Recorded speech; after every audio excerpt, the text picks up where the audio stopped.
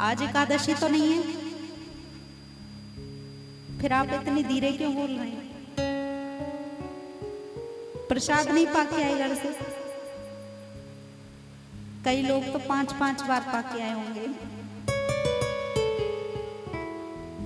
जब आप जोर से बोलते हैं ना तो कथा कहने की ताकत आती है हमें। जब आप बिल्कुल धीरे से बोलते लगता है समझ में नहीं आ रही है।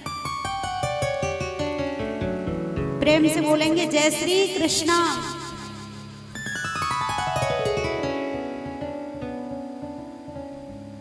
दुनिया के जितने भी ग्रंथ हैं, विश्व के जितने भी ग्रंथ, कोई भी ग्रंथ हम लेकर के बैठे हैं और जब हम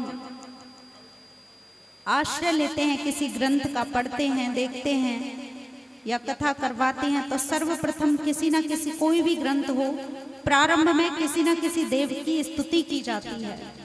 लेकिन श्रीमद् भागवत एक ऐसा ग्रंथ है पूरे विश्व का कि जिनके प्रारंभ में, भागवत जी के प्रारंभ में न राम जी की स्तुति की गई, न भगवान श्री कृष्ण की, न महादेव जी की, न दुर्गा मैया की।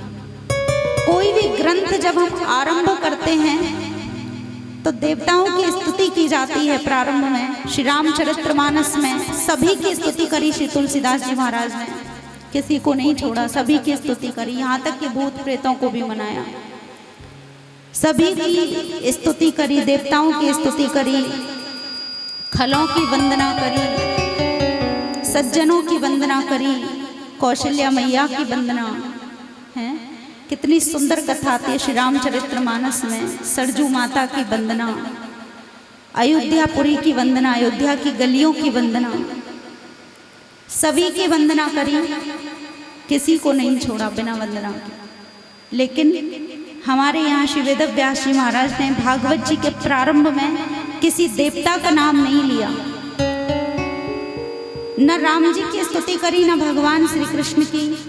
लिखा है कि श्रीमद् भागवत जी के आरंभ में श्री वेदव्यास जी महाराज ने सत्य की वंदना करी, क्योंकि सत्य ही धर्म है और धर्म ही सत्य है। सत्य ही नारायण है और नारायण ही सत्य, सत्य ही राम है और राम ही सत्य है, सत्य ही कृष्ण है और कृष्ण ही सत्य है। धर्म न दूसर सत्य समाना, धर्म न दूसर सत्य समाना। आगम निगम पुराण बखाना, आगम निगम पुराण बखाना। धर्म न दूसर सत्य समाना, धर्म न दूसर सत्य समाना। कितनी सुंदर बात लिखी है कि सत्य से बढ़कर कोई धर्म नहीं है, सत्य से बढ़कर कोई धर्म नहीं है, और असत्य से बढ़कर कोई अधर्म नहीं है। देखिए, आप महीने में 5 व्रत नहीं करते तो चलेगा, आप साल भर में वृंदावन बांके बिहारी लाल के दर्शन करने एक आध बार जाते, अगर नहीं जाएंगे तो भी चलेगा। लेकिन यदि आप झूठ बोलते हैं तो बिल्कुल नहीं चलेगा। प्रेम से बोलो जय श्री कृष्ण। क्योंकि ठाकुर जी भाव देखते हैं। भगवान के लिए भूखे रहने की जरूरत नहीं है। भगवान हमारा चमड़ा नहीं देखते, हमारे वस्त्र नहीं देखते, भगवान हमारा घर नहीं देखते, भगवान हमारे अंतर हृदय को देखते हैं, भावनाओं को देखते हैं कि हम कितने सत्य बोलते हैं और कितना झूठ बोलते हैं, कितने सत्यवादी हैं। क्योंकि सत्य के ऊपर ही तो पृथ्वी टिकी है। तो सत्य की रक्षा करें, जितना हो सके सत्य की रक्षा करें, प्रयास करें। लेकिन सत्य हमारा प्रिय होना चाहिए। सत्य ऐसा नहीं हो कि किसी को कष्ट हो, तकलीफ। ऐसा सत्य मत बोलो कि किसी के प्राण ही चले जाएं हमारा सत्य बोलने से, या किसी के घर में लड़ाई झगड़ा हो जाए। हाँ, ऐसे स्थान कई हैं जहाँ झूठ बोलने से पाप नहीं लगता, ऐसा शास्त्रों में आप कल की कथा में श्रवण करेंगे। लेकिन प्रयास करें कि सत्य बोलें और वो सत्य प्रिय हो। तो सत्य की वंदना श्री वेदव्यास जी ने की। यहाँ शौनक आदि ऋषियों ने श्री सूत जी महाराज से प्रश्न किया कि आप जो भागवत कथा श्रवण करा रहे हैं महाराज, ये भागवत जी का प्राकट्य कहाँ से हुआ? तो कहते हैं कि ये निगम रूपी जो कल्प वृक्ष है, वेद रूपी कल्प वृक्ष का पका हुआ फल है श्रीमद् भागवत कथा। ऋषियों ने कहा कि भागवत कथा आप वेद रूपी कल्प वृक्ष का फल बताते हैं श्रीमद् भागवत जी को। ये वृक्ष तो बहुत बड़ा है, विशाल है, और ये फल हमारे पास कैसे आया? तो कहते शुक मुखात। शुक माने तोता। आपने कभी तोता देखा हो? शुक मुखात, सुखदेव जी का मुख लग जाने से ये फल वृक्ष से हमारे पास आ गया। शुक यानी तोता। और आपने देखा होगा कि तोता जब किसी फल में मुख लगा देता है तो वो खट्टा फल भी मीठा हो जाता है। या तो आप ये समझिए कि खट्टा फल भी मीठा हो जाता है मुख लगाने से, या फिर आप ये समझिए कि तोता उसी फल में मुख लगाता है जो पहले से ही मीठा होता है। लेकिन तोते का मुख लग जाने से वो फल खट्टा कभी नहीं होता, मीठा ही बन जाता है। तो ये श्रीमद् भागवत कथा श्री सुखदेव जी की कृपा से बड़ी मधुर है। सुखदेव जी ने प्रचार प्रसार किया इस कथा का कि कैसे भी मानव का कल्याण हो। लेकिन जब हम कोई फल पाते हैं, जैसे हम लोग आम पाते हैं, तो आम के साथ छिलका भी होता है, गुठली भी होती है। अब कोई जब आम पाए तो वो गुठली छिलका तो नहीं पाते। श्रीमद् भागवत रूपी फल में कहाँ गुठली है, कहाँ छिलका है, जरा हमें बता दीजिए ताकि हम पहले से छोड़ दें। तो श्री सूत जी महाराज कहते हैं कि हे ऋषियों, भागवत जी में कहीं भी गुठली नहीं है, कहीं छिलका नहीं है। इसमें तो अमृत ही अमृत भरा है। और इस अमृत को कानों के द्वारा पियो। कब तक पिए? क्योंकि आज से 8 साल पहले शांति नगर में पिया था इस अमृत को, है? फिर उसके बाद उत्तम नगर में 2-2 बार पहले पी चुके हैं, और आज फिर पीने का मौका मिला है इस अमृत को। कब तक पिए? बोले 5 बार नहीं, 50 बार नहीं, हजारों बार पियो। कब तक पिए? जब तक मोक्ष ना मिल जाए, जब तक संसार से हम चले ना जाएं, जब तक ये श्वासों की माला चल रही है तब तक पीते चलो। और पता है ये वही कथा है, वही व्यास जी हैं, वही कथा है। लेकिन जितना हम कथा में, जितना कथा को ध्यान लगा करके श्रवण करेंगे ना, हमें उतना ही आनंद आएगा और उतनी गहराई में पहुंचेंगे, उतना ही आनंद का अनुभव होता है। देखो, भगवान की कथा एक ऐसी है जैसे गूंगो गुड़ खाए स्वाद न काहू बतावे। जैसे गूंगे व्यक्ति ने गुड़ खा लिया, गूंगे व्यक्ति ने गुड़ खा लिया, वो स्वाद कैसे बताए? ये तो उन्हीं को पता है जो सत्संगी होते हैं ना। उन सत्संगियों से, उन भक्तों से पूछो, क्योंकि चस्का होता है ना कथा का, किसी को सुनने का, कहने का चस्का होता है। किसी को गाड़ी घुमा घुमा करके चलाने का चस्का होता है, किसी को नए नए वस्त्र पहनने का चस्का होता है, किसी को नई नई फिल्में देखने का चस्का लगता है। लेकिन श्री ठाकुर जी की जिस पर विशेष कृपा हो जाए उसे सत्संग का चस्का लग जाता है। और ये सत्संग का चस्का एक बार लग जाए, परमात्मा की सन्निधि करा के ही मानता है। सत्संग का चस्का ये तो वही बता सकता है जो भगवान का सच्चा भक्त हो। क्योंकि ये कथा गोपी गीत में गोपियां भी कहती हैं कि प्रभु जो आपकी ये कथा है ना, ये अमृत जैसी, अमृत से भी बढ़कर है। गोपी गीत में गोपियां कहती हैं कि हमने अमृत नहीं देखा, पर सुना है कि कोई अमृत होता है और उस अमृत को व्यक्ति यदि पान कर ले तो वो अजर अमर की स्थिति को प्राप्त कर जाता है। लेकिन हमारे लिए तो आपकी कथा ही अमृत है। जब जब हम आपकी कथा श्रवण करते हैं ना, तो ऐसा लगता है कि आप हमारे हृदय में साक्षात विराजमान हैं। शायद वो भजन भी आपने सुना होगा, श्याम जी से मिलने का सत्संग ही बहाना है, दुनिया वाले क्या जाने मेरा रिश्ता पुराना है। सत्संग ही हमें परमात्मा से मिलाता है। प्रेम से बोलेंगे जय श्री कृष्ण। को बताया और कब तक पिए इस रस को, जैसे हम लोग जूस पीते हैं फलों का जूस, वैसे श्रीमद् भागवत जी को 18 पुराणों का जूस बताया है, रस बताया है। और इसको पीते चलो, जब तक पीते चलो, जब तक जिंदगानी है, जिंदगी है, जब तक रहे जिंदगानी राम राम रटते रहो। और कैसे रटना है? ऐसे नहीं रटना, भर के दोनों नैनों में, भर के दोनों अखियों में पानी राम राम रटते रहो। श्री हनुमान जी जब श्रीलंका में गए थे, श्री जानकी जी मैया का पता लगाने के लिए बहुत राम कथा गाई, बहुत देर तक श्री राम जी की चर्चा गाई, लेकिन सीता मैया ने एक बार भी उनकी ओर नहीं देखा। लेकिन श्री हनुमान जी महाराज श्री राम कथा गाते गाते जब रुदन करने लगे, अश्रुपात होने लगा, जब उनकी आंखों के अश्रु माता जानकी जी की मांग में सिर पर आकर के गिरे, तो माता जानकी ने बिना देखे ही कह दिया कि राम भक्त नीचे आ जाओ। इसका मतलब दोनों नेत्रों में अश्रु हों। ठाकुर जी के लिए 2 अश्रु बूंद भगवान के लिए रोज समर्पित करो, तो एक दिन ठाकुर जी जरूर कृपा करेंगे।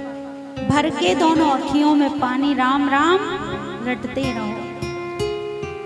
नाम जपे सम लाभ नहीं नहीं, नाम तजे सम हानि राम राम रटते रहो। नाम जपे से दैविक दैहिक भौतिक मिटे परेशानी राम राम जपते रहो। भर के दोनों अखियों में पानी राम राम जपते रहो, जब तक रहे जिंदगानी राम राम रटते रहो। श्री शौनक आदि ऋषियों ने श्री सूत जी महाराज के मुखारविंद से भागवत जी की महिमा महात्म का श्रवण किया। आज 6 प्रश्न और किए, जिनमें से पहला प्रश्न था ऋषियों ने, जो 88,000 संत विराजमान हैं, बड़े बड़े महापुरुष विराजमान हैं, समस्त ऋषियों ने एक ऋषि को सबसे आगे बिठा दिया और कहा कि हम सभी की तरफ से आप प्रश्न करेंगे श्री सूत जी महाराज से।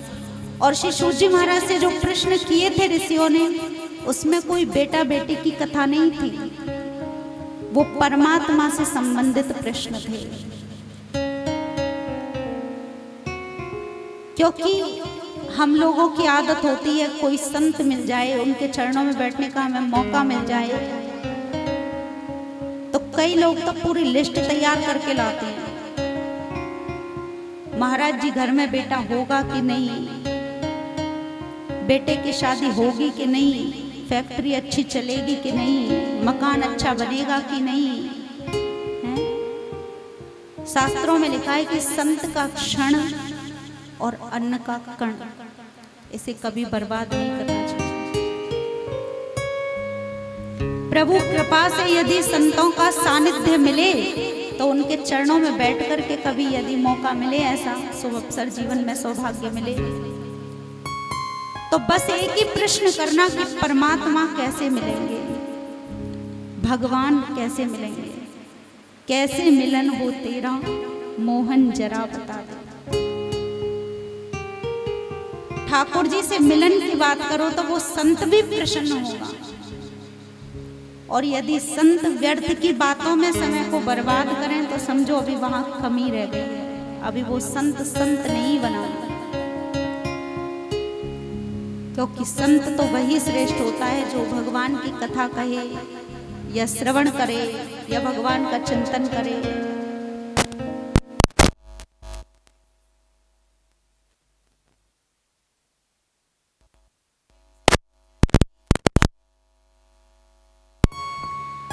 छह प्रश्नों में से पहला प्रश्न किया था श्री शौनक आदि ऋषियों ने श्री सूत जी महाराज से कि मानव के कल्याण का साधन क्या है,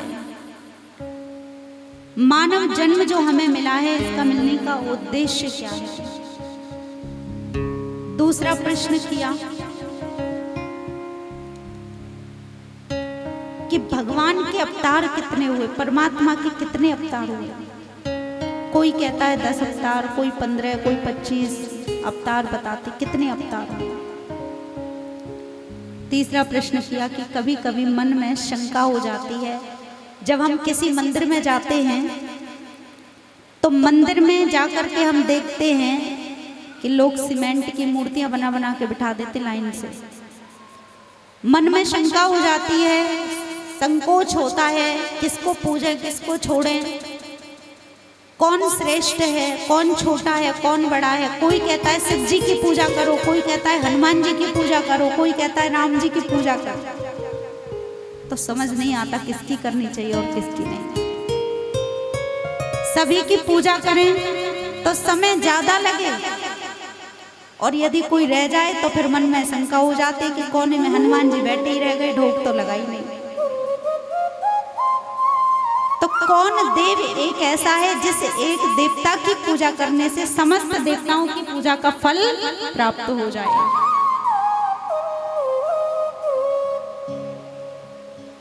ये प्रश्न किए। एक और प्रश्न किया ऋषियों ने कि परमात्मा का नाम है वेद में अनामी, जिनका नाम ही अनामी है तो उनका नाम श्री राम कैसे पड़ा, श्री कृष्ण कैसे रखा गया नाम।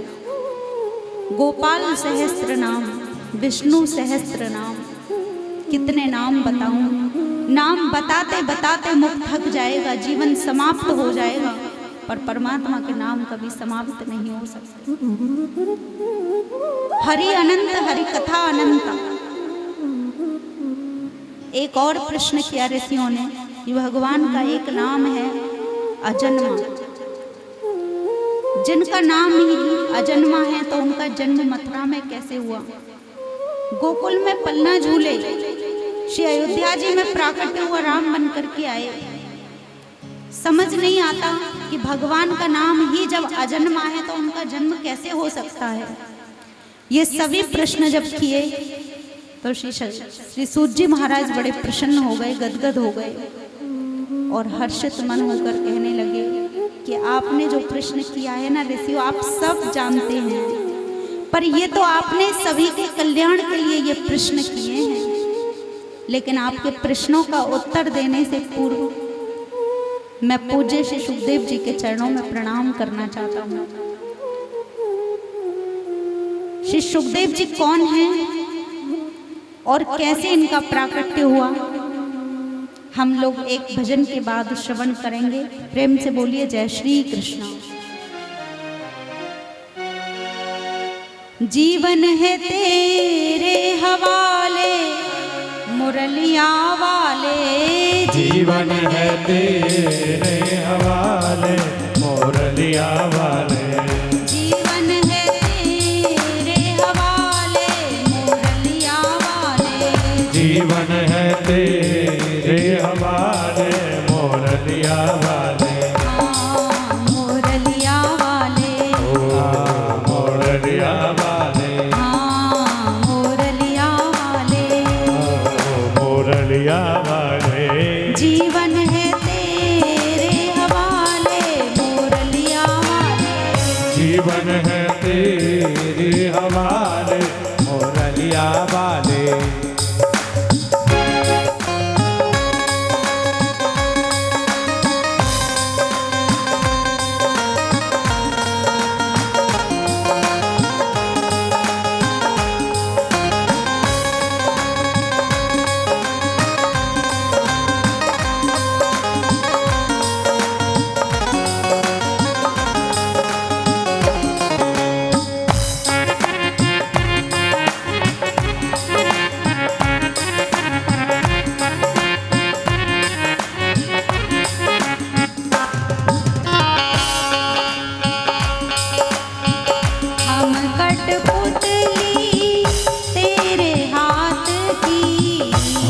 कठपुतली तेरे हाथ की, हम कठपुतली तेरे हाथ की, हम कठपुतली तेरे हाथ की।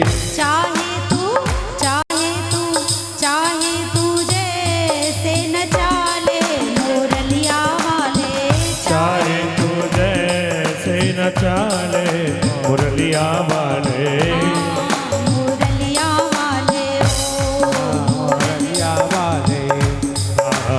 मुरलिया वाले ओ मुरलिया वाले। जीवन है तेरे हवाले मुरलिया वाले। जीवन है तेरे हवाले मुरलिया वाले।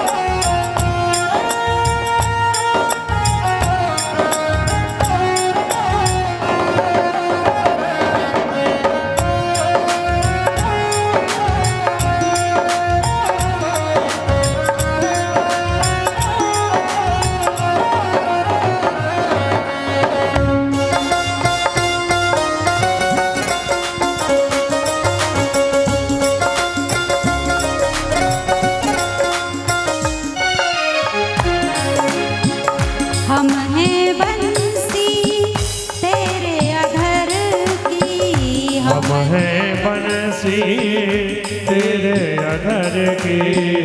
हम हैं बंसी तेरे अधर की। हम हैं बंसी तेरे अधर की। चाहे तू हरि चाहे तू जैसे बजा ले मुरलिया वाले। चाहे तू ऐसे नचा ले मुरलिया वाले।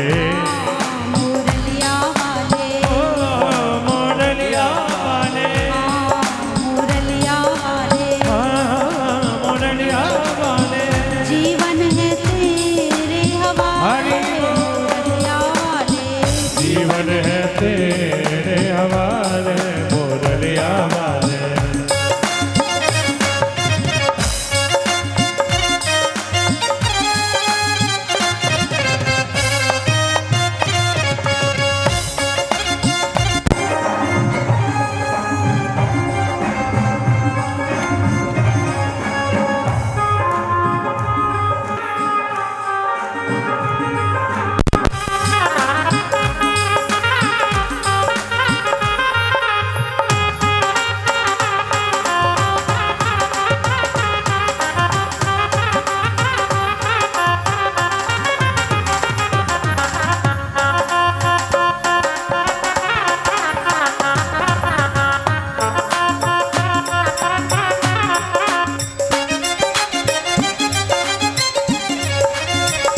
मेरे अपने हुए ना अपने।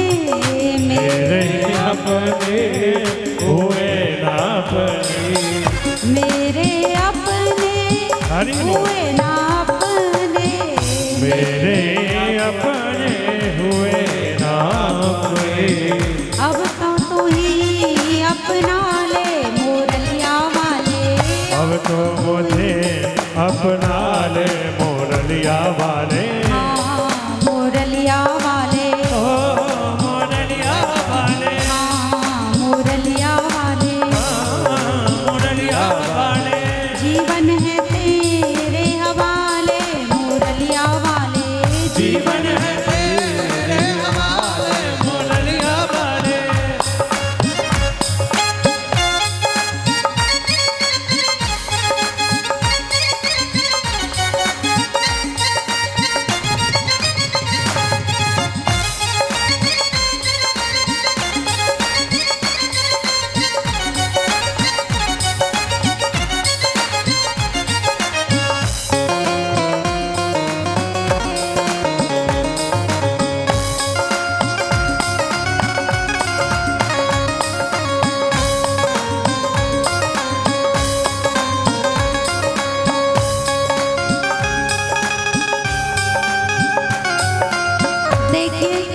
भजन की लास्ट की पंक्तियां बड़ी प्यारी लगती हैं।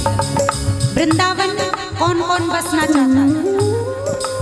वृंदावन कौन कौन बसना चाहता है? जो बसना चाहता है ना बिहारी जी के चरणों में, वो दोनों हाथ ऊपर करके बड़े भाव से प्रार्थना करते हुए इस लास्ट की पंक्तियों में अपने चरण का अपने चरण का दास बना के, अपने चरण का दास बना के, अपने चरण का दास बना के, वृंदावन में बसा ले मुरलिया वाले, वृंदावन में बसा ले मुरलिया वाले, मुरलिया वाले, मुरलिया वाले, मुरलिया वाले, मुरलिया वाले, मुरलिया वाले, मुरलिया वाले, मुरलिया वाले, मुरलिया वाले, जीवन है जीवन है जीवन है तेरे हवाले मुरलिया वाले, जीवन है तेरे हवाले मुरलिया वाले, जीवन है तेरे हवाले मुरलिया वाले,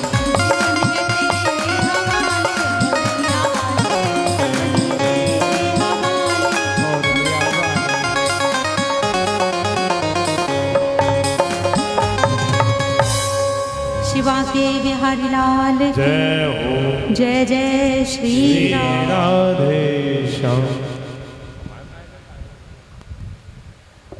एक बार ठाकुर जी का बनकर तो देखो। गीता में भगवान कहते हैं ना कि कोई एक बार मेरा बनकर तो देखे, यदि संसार को उसका ना बना दूं तो कहना। कोई खर्च करके तो देखे, कुबेर के भंडार ना खोल दूं तो कहना।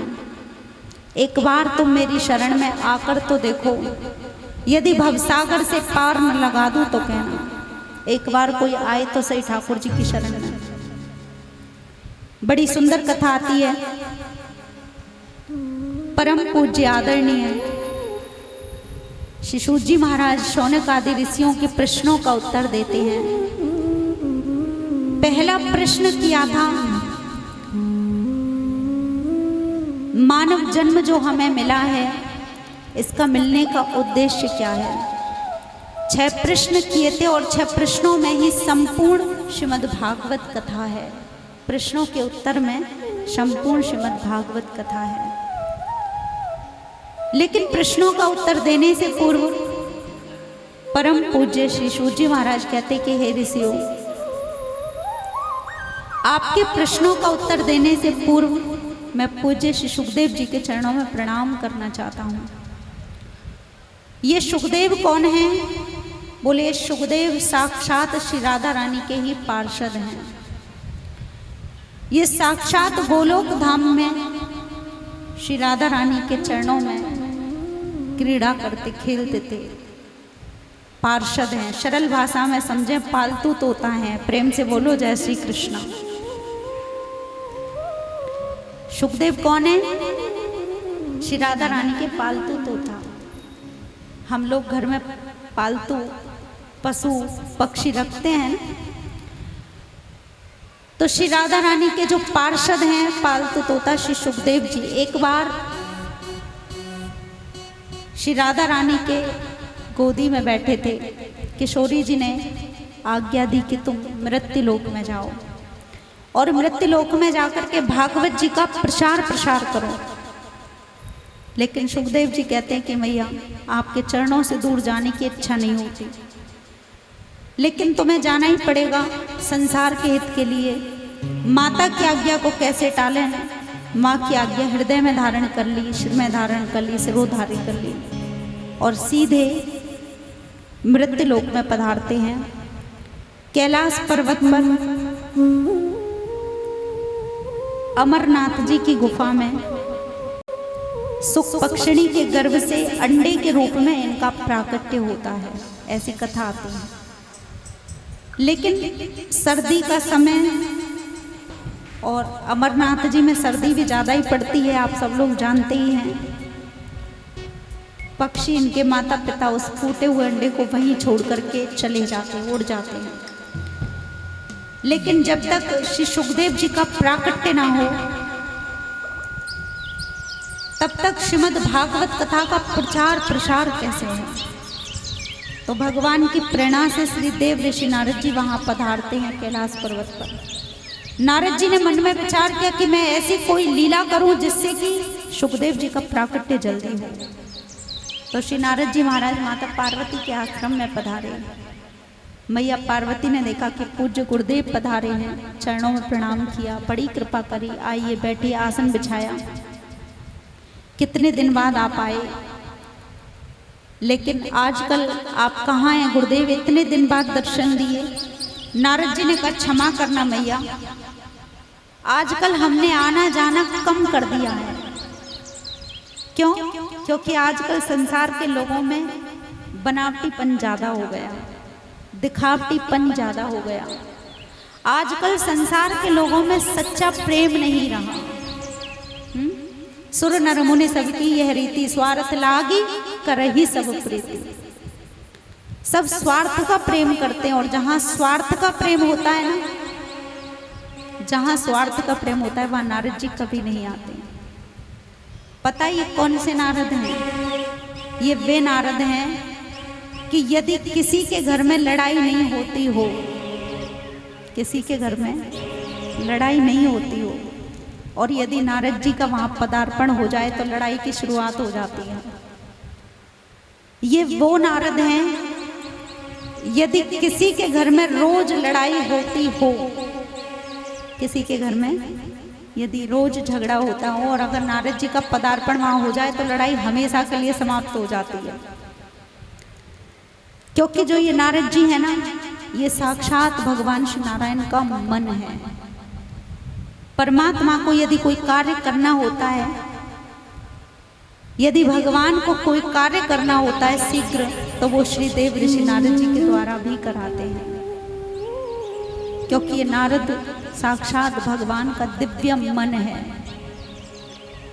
श्री नारद जी महाराज आए, मैया पार्वती कहती आप सत्य कहते हैं गुरुदेव, इस संसार में स्वार्थ में ज्यादा फंसे हैं लोग, और जहां स्वार्थ होता है वहां नारद जी कभी नहीं आते।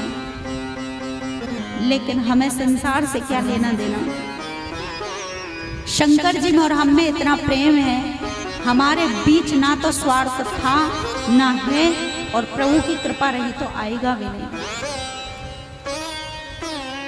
नारद जी ने कहा ये तो बड़ी खुशी की बात है मैया। पार्वती मैया बोली इतना प्रेम करते हैं भगवान शंकर हमें कि गुरुदेव के द्वारा जो मंत्र प्राप्त होता है ना, जो दीक्षा मिलती है, वो मंत्र किसी को बताना नहीं चाहिए, लेकिन शंकर जी ने हमें बता दिया। यहाँ तक कि पत्नी को भी नहीं बताना चाहिए गुरु मंत्र जो हमें प्राप्त हुआ, लेकिन इतना स्नेह करते हैं कि वो मंत्र भी हमें बता दे। क्योंकि जहाँ सच्चा प्रेम होता है वहाँ कपट नहीं किया जाता, वहाँ कोई बात छिपाई नहीं जाती। प्रेम से बोलो जय श्री कृष्ण। और जिस जिस लीला का दर्शन करते हैं रोज समाधि में आकर के हमें रोज बताते हैं कि आज हमने माखन चोरी लीला देखी, आज हमने उखल वंदन लीला देखी। जबकि भगवान का अगर दर्शन हो तो बताना नहीं चाहिए किसी को। सपने में यदि परमात्मा दिखें तो उसे छिपा के रखो, बताना नहीं चाहिए। लेकिन शंकर जी रोज भगवान का दर्शन करते और हमें रोज आकर के बताते कि आज हमने भगवान की इस लीला का दर्शन किया, आज माखन चोरी लीला का दर्शन किया। लेकिन महादेव जी कहते जब सभी बातें बता दी आपको तो एक बात जरूर बताई होगी। ये नारद जी ने कहा, नारद जी कहते मैया जब सभी बात बता दी आपको, गुरु मंत्र तक नहीं छिपाया, तो फिर एक बात तो जरूर बताई होगी। मैया बोली वो कौन सी? बोले 24 घंटे जो गले में एक मुंड माला धारण करके रखते हैं शंकर जी, शिव जी, उस मुंड माला में किसके मुंड लगे हैं? बोले ये बात तो आज तक नहीं बताई। नारद जी बोले फिर प्रेम क्या खाक करते वो आपसे? माता जी हम तो चलते हैं और आप जाने आपका काम जाने। जब नारद जी चलने लगे, चलते चलते देखा, नेत्रों से दर्शन किए कि महादेव जी की समाधि खुल चुकी है, नेत्र खुल चुके हैं। और नारद जी के दर्शन किए। प्रेम से बोलो जय श्री कृष्ण। देखो आज हमारे कितने बड़े धन्यवाद हैं। श्री महादेव जी की कथा चल रही है और उनके अनन्य भक्त श्री शोभा नेहरू जी जो हमारी मित्र भी हैं, हमारी बड़ी दीदी भी हैं, जिन्होंने ऐतिहासिक कथा करवा दी यहाँ पे, 2-2 कथा, श्री राम कथा, श्री कृष्ण कथा, जो हम कल चर्चा कर रहे थे, 1100 कलश यात्रा, 2100 कलश यात्रा, इनके लिए जोरदार तालियों से स्वागत करेंगे।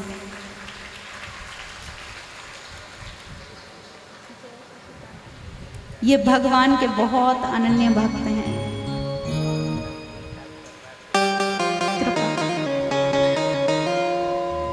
ठाकुर जी की बड़ी कृपा है जो आज हमें इनके दर्शन हुए। श्री शोभा नेहरू जी, सखी जी, ऐसे भक्तों के दर्शन बड़े सौभाग्य से प्राप्त होते हैं, क्योंकि ये भी संत ही हैं। प्रेम से बोलो जय श्री कृष्ण। ये भी संत ही हैं। और देखो कहाँ की रहने वाली, बेंगलोर से, और यहाँ हिसार में आप भक्तों के हित के लिए कितने बड़े बड़े इन्होंने कथा के आयोजन कराए। और देखो संत तो भैया जो करते हैं संसार के भले के लिए ही करते हैं, हित के लिए करते हैं। तो श्री शोभा नेहरू जी, दीदी जी के चरणों में प्रणाम करते हुए वे अपना आशीर्वाद हम पे बनाए रखें, क्योंकि हमसे उम्र में भी बड़ी हैं और भजन में, भक्ति में भी बड़ी हैं, परोपकार में भी बड़ी हैं। और जो अपने से बड़े होते हैं उनको प्रणाम करने से हमें बहुत कुछ मिलता है। प्रेम से बोलेंगे जय श्री कृष्ण। आइए अब हम लोग कथा की ओर प्रवेश करें।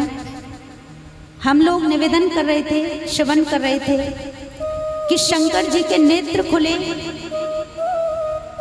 और नेत्र खुलते ही क्या देखा कि नारद जी उनकी पर्णकुटी से निकल के जा रहे हैं। देखते ही समझ गए कि पार्वती को कोई ना कोई जानकारी दे के आए हैं।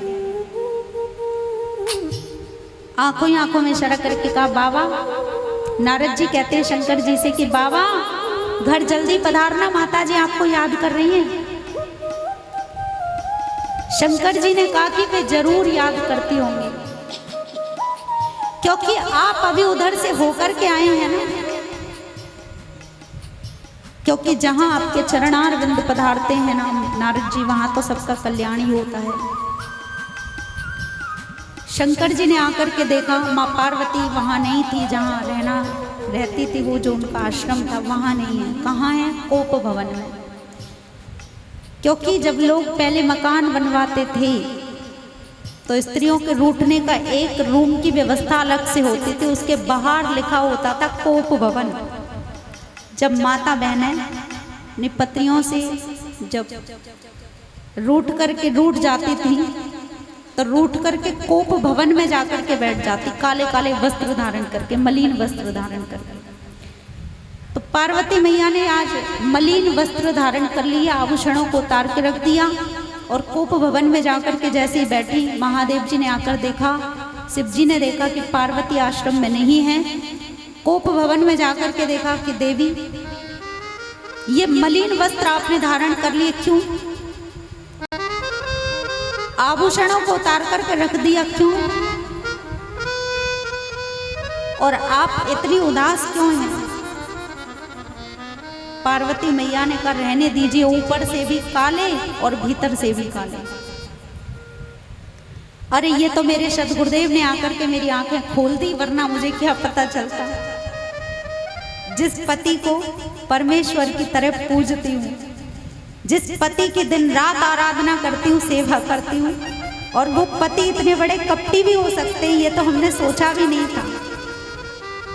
24 घंटे एक माला अपने हृदय पर धारण करके रखते हैं आप गले में, और कहते कि मेरा सबसे प्रिय आभूषण है ये।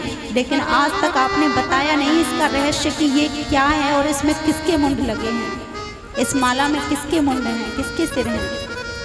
ये तो मेरे पूज्य गुरुदेव ने आके मेरी आंखें खोल दी, वरना मुझे क्या पता चलता। शंकर जी ने कहा देवी वैसे तो आप जगत धात्री हैं, जगत माता, लेकिन जब लीला करने के लिए आप अपने देह का परित्याग करती हैं, वास्तव में हम आपसे कितना स्नेह करते हैं, प्रेम करते हैं, इसका प्रत्यक्ष प्रमाण कोई है तो हे पार्वती ये मुंडमाला ही है। हे उमा, जब जब तुम लीला करने के लिए अपने पुराने देह, तो हम तुम्हारे उसी सिर को, जब तुम अपने देह का त्याग कर देते हो तो तुम्हारे सिर को लेकर इस माला में पिरो लेते हैं, धागे में पिरो लेते हैं। इस माला में जितने भी मुंड लगे हैं वे आपके ही तो हैं। इतनी बार आपका मरना, जन्म मरण हो चुका है जितनी माला में सिर हैं। पार्वती मैया बोली आप तो और भी ज्यादा कपटी निकले। देखो कपटी किसे कहते हैं? जो किसी बात को छिपाता है, जो किसी बात को छिपाता है उसको कपटी कहते हैं। और आपने इतनी बड़ी बात छिपाई, माला को आज तक नहीं बताया इसका रहस्य, और आज भी आप कह रहे हैं कि मेरा बार बार जन्म मरण हो चुका है, मेरे ही सिर इस माला में है।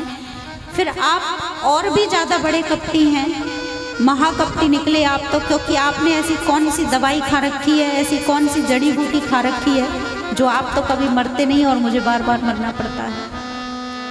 यदि आप हमें सच्चा स्नेह करते तो वह जड़ी बूटी हमें भी खिलाते, ताकि हम भी आपकी तरह अजर अमर स्थिति को प्राप्त कर जाते, आपकी तरह अजर अमर बन के रहते।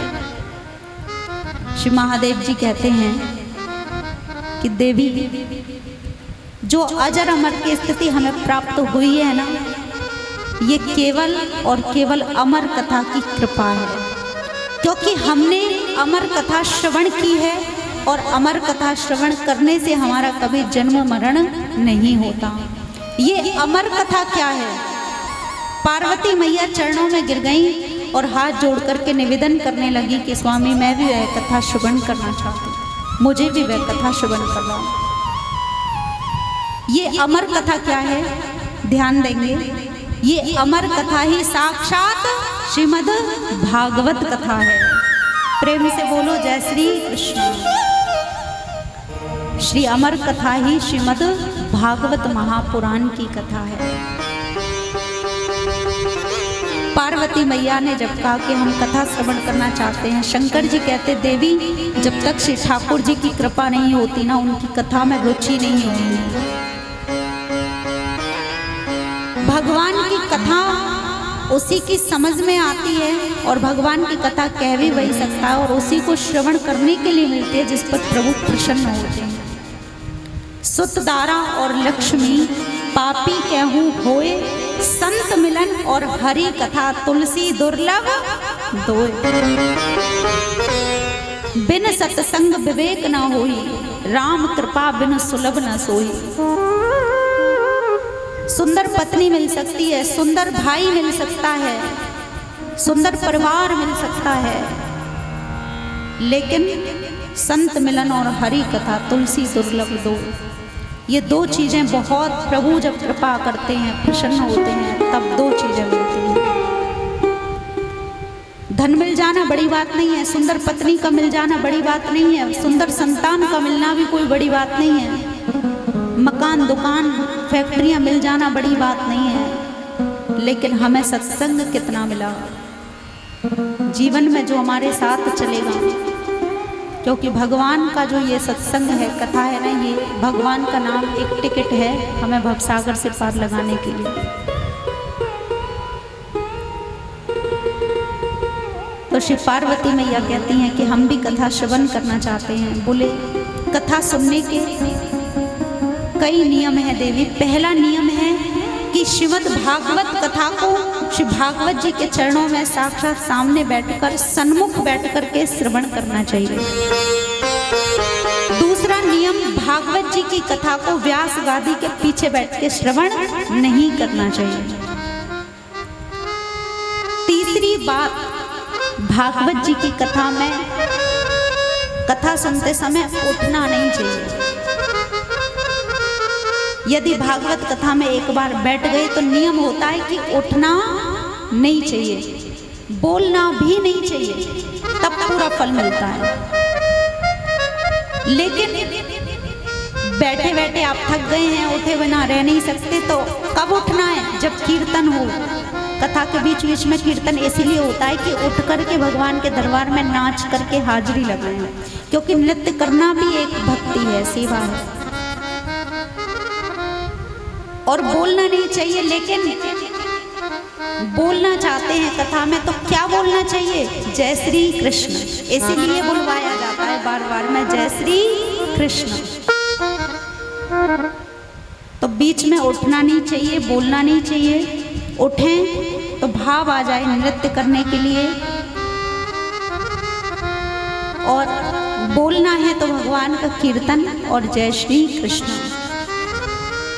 और क्या नियम है? बोले कथा में सोना नहीं चाहिए। प्रेम से बोलो जय श्री कृष्ण।